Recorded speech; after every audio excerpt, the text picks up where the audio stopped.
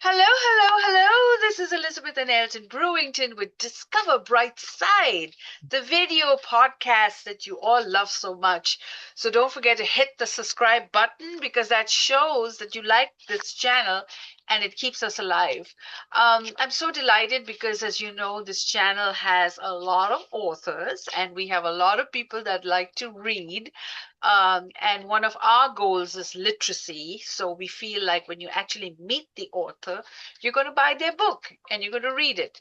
So I am here today with a wonderful author, Peg, and Peg has been on my show, and an eye for joy. So we're going to get into the studio and we're going to meet her and talk to her, and we hope you're going to buy her book and write a review. So hi, how are you? It's I been a am while. very well. I'm speaking from Minnesota, so it's a little on the, brisk side outside, but I'm very happy to be talking with you. And you look so nice and warm and cozy. Yes. We all complain about the winter, but then when summer comes in, it's the time to wear your best clothes. So tell me about this book and share with me your journey. Thank you. The book is called An Eye for Joy, Noticing the Good World Everywhere. And the book springs from a group of essays that I've been writing for a few years. And it's grouped by the idea that everyday joy is available to everyone. That in fact, this world, how difficult it is, and we know how difficult it is still full of beauty and wonder and moments of joy and the possibility for connection with people, and that those things are the things that actually sustain ourselves even when the world is difficult. So it's a book of short essays, and each one is about a moment of joy. And I believe this about humans, that you can get into the habit of noticing joy. So it's like self-sewing. So the more you notice about these little tiny little moments or bigger moments, but little tiny little moments, the more you see them, the more you see them, the more you see them. And that's a good stance for passing through the world. Yeah, there's this movie with Ray Charles, and there's the scene about the hummingbird and how he gets her to listen to the hummingbird. And I think many of us, since we live in the country, like this morning, I had robins and bluebirds sitting on my porch. Um, and you start to listen and you start to Mhm. appreciate. And I think that's what your book did for me. Because there are two things that we do is we want to have more empowerers in the world so that Mhm. we empower ourselves and empower others. My community is veterans and military, and it's very sad that many of them commit suicide. They can't adjust after the military life, like walking into Walmart, when there's no guns and bombs blowing all around them. It's a change. And then PSTD is another area that we talk about a lot on our show. And so I think your book really resonated with us because the world is beautiful and there's so many lovely things. And if we focus on just being negative and meeting negative people and watching negative news, you need to focus on the good side of life. And I think that's what I got from the book. Um, I entirely agree with you. The world is very beautiful. It is, as we said, it can be very difficult. But another aspect of the world that I think is that the world comes at us in an enormous flood every day. Every day there are things coming at us, and it's a conscious act to pause long enough to see the beautiful and wondrous and and witty and funny things that are already passing by. You have to make a choice to see them. And the more you do that, I believe the more you see. yeah, I agree. And suddenly it's like your glasses have now been more defined.